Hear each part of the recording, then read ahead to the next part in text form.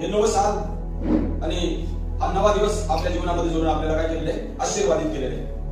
या नव्या वर्षामध्ये देवाच्या लोकांनो बायबलचं देवाचं वचन आम्हाला काय सांगतं है ना, आपण ऐकणार आहोत। नीतिशुद्धे 24 अध्याय 30 वचनापासून वाचू। एकदा मी आळशाच्या शेताजवळ बुद्धिहीनाच्या द्राक्ष माळ्याजवळ जात होतो। तो काटेऱ्यांनी भरून गेला आहे, त्याची जमीन खार विहिरीने व्यापली आहे व त्याची दगडी भिंत कोसळली आहे असे मला आढळले।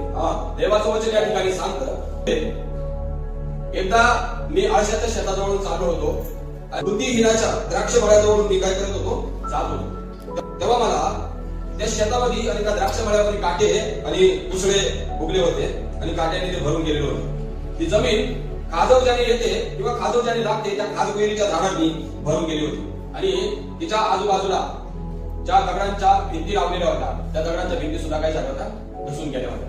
हे चित्र जेव्हा राजा शरमोन म्हणतो मी पाहिलं, तेव्हा मला काय बोध झाला, मी पाहिले, त्याचा विचार केला आणि ते पाहून मी बोध घेतला।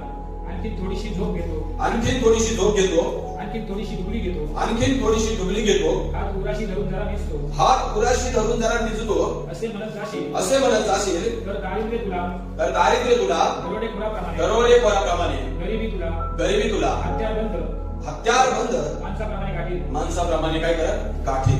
शलोमोन म्हणतो की मी हा बोध घेतला। आज आम्ही या ठिकाणी देवाचं वचन ऐकत असताना या नव्या सालामध्ये देवाच्या लोकांनो, आमचं जीवन देवाच्या लोकांनो शेती, आमच्या जीवनामध्ये या शेतीत काम करणारा एक कामकरी आहे। तो कामकरी कोण आहे, देव। आणि तो काम कशाच्या द्वारे करतो, वचनाच्या द्वारे।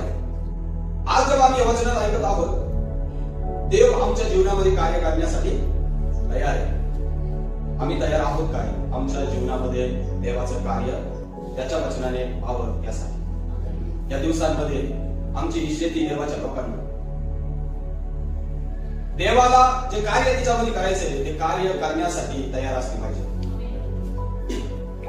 म्हणजे तो आमचा बाप, त्याला बायबल देवाचं वचन ज्याच्याबद्दल आम्हाला सांगतं की तो माळी आहे आणि तो माळी आमच्या जीवनामध्ये त्याचं वचन घेऊन कार्य करेल। हे दिवस बायबल मध्ये लिहिले की झोप घेण्याचे दिवस नाही, हे दिवस आराम करण्याचे दिवस नाही, हे दिवस आहे देवाच्या लोकांना या शेतामध्ये परिश्रम करण्याचे। 2026 सालामध्ये या शेतीला आम्हाला त्या प्रभूला काय करायचंय, त्याने या शेतीमध्ये काम करावं म्हणून काय करायचंय, समर्पित करायचंय। त्याच्या वचनाच्या द्वारे या शेतीमध्ये काम व्हावं म्हणून देवाच्या लोकांना आम्ही त्या माळ्याला हे शेत सोपवणं गरजेचं आहे। Hallelujah, hallelujah.